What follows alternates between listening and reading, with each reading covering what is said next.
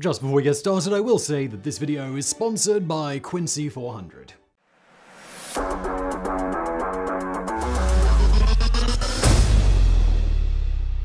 The HMS Dreadnought, the USS Nautilus, the German battleship Bismarck. These are nautical vessels of war that are known for their prowess and contributions to the battlefield and to the landscape of war as a whole. It is rare that a machine built for war could reach similar if not greater levels of fame without ever taking part in a single military skirmish. But such is the case for the USS Salem, also known as the Sea Witch.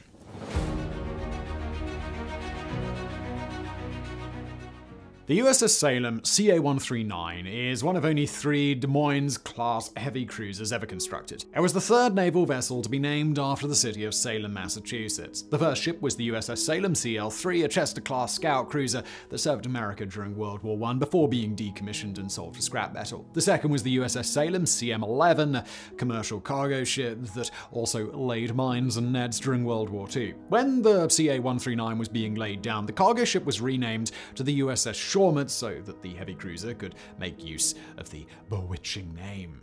The CA-139 was ordered in 1943 and laid down on the 4th of July 1945 by the Bethlehem Steel Company's Fall River Shipyard in Quincy, Massachusetts. It launched on March 25, 1947 and was commissioned on May 14, 1949 with Captain John C. Daniel in command. A formidable weapon of war, she was home to the world's first 8-inch automatic guns. At over 700 feet, that's 210 meters, she was also the world's last heavy cruiser to enter service and the last one to remain. With a complement of 1,799 naval personnel, the USS Salem was ready for battle. But battle was never going to come. Her career began with the typical shakedown, a nautical term for a performance test before being actively deployed, and that took place at Guantanamo Bay in Cuba. The USS Salem returned to Boston for post-shakedown repairs, then made 2 more trips to Guantanamo Bay. It was after these trips, during a 3-month stint back in Boston, that the crew would nickname her the Sea Witch on account of her namesake being the home of the famous witch trial, and the official seal of the vessel was a witch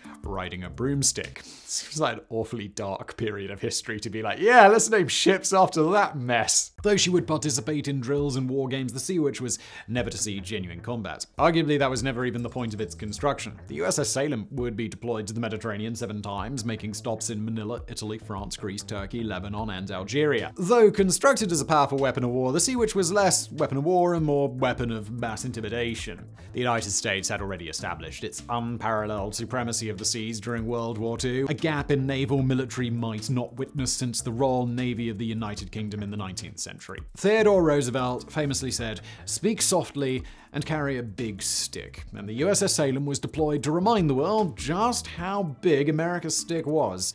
She was a PR stunt to make sure the rest of the world knew following the conclusion of World War II that yes, the US are still making these, and yes, they are bigger and more powerful than ever. And bigger than yours. Speaking of PR stunts, the USS Salem was used for literal PR stunts and was even a movie star. In 1958, she traveled to Monaco to celebrate the birth of Prince Rainier III and Princess Grace Kelly's son, Albert II. And if you're wondering, yes, Princess Grace Kelly of Monaco is in fact American Academy Award-winning actress Grace Kelly. Same person. She met Prince Rainier at the Cannes Film Festival. The USS Salem was also featured in the 1956 movie The Battle of the River Plate, where it took the role of a German pocket battleship. Ultimately, it was a pretty sweet deal for the men aboard the USS Salem. Her tenure was largely just one long paid tropical vacation without any actual combat, and there was the chance of meeting famous celebrities like Grace Kelly. All in all, it was a really great gig, except for the one time that this happened.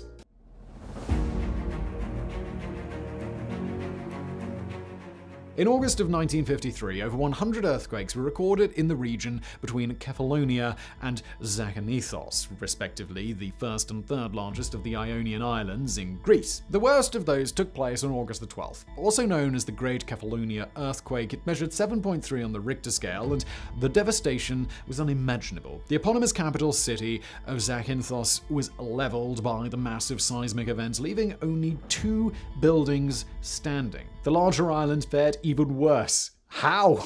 The entire island of Kefalonia was razed except for the tiny village of Fiscardo in the far north. Homes were destroyed, fires ravaged the island, and no one was prepared for such a horrific natural disaster. 2 ships from the Royal Navy and 4 Israeli warships were on their way, packed with doctors and supplies, but they were still a few days out. The only ship that was nearby at the time of the disaster was the USS Salem, so her crew sprung into action. They landed at the Ionian Islands and got to work trying to rescue as many victims as they could and to put out the fires that were ravaging the islands. The USS Salem was turned into a makeshift hospital as they tried to buy time for the other ships to arrive. For 4 long days, the crew of the Sea Witch were the only aid the Ionian Islands had, and they did their best to provide it to the survivors of the earthquake. During this time, the USS Salem became more than just a makeshift hospital. She now became a morgue.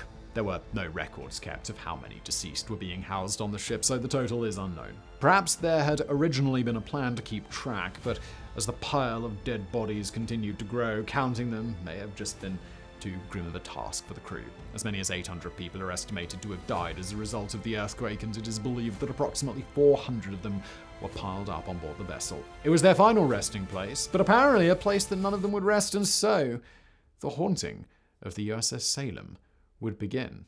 Sounds like we're about to drift into territory of Decoding the Unknown, which is another YouTube channel I do, which you should consider checking out.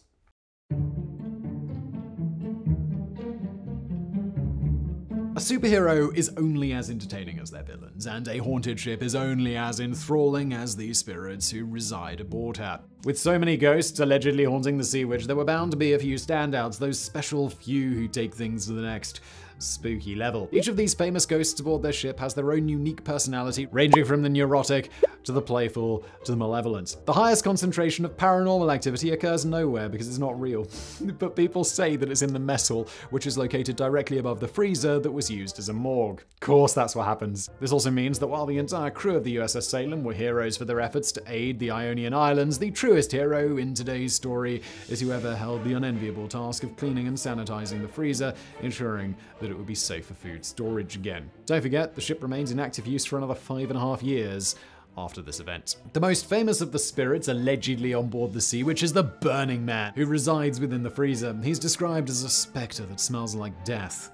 Could be rotting food, and is believed to have died of 4th-degree burns inside the freezer. A 4th-degree burn's even a thing? I thought it was just 3rd-degree burns.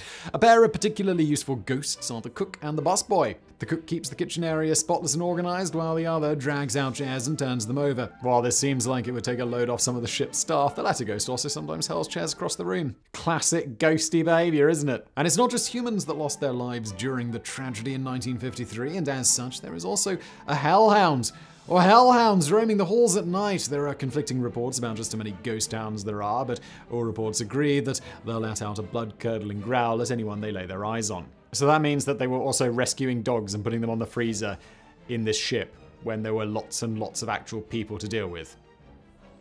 It's not very likely, is it? The hauntings of the Sea Witch are so legendary that it was featured on both a sci-fi show, Ghost Hunters, super reliable, in 2009, and the Travel Channel show, Most Terrifying Places, in 2019. Given the reactions to the ship's paranormal activities most enthusiasts have after a single night, one can only imagine what those last few years of active duty must have been like for the Sea Witch's crew. And now, let's drift back to reality.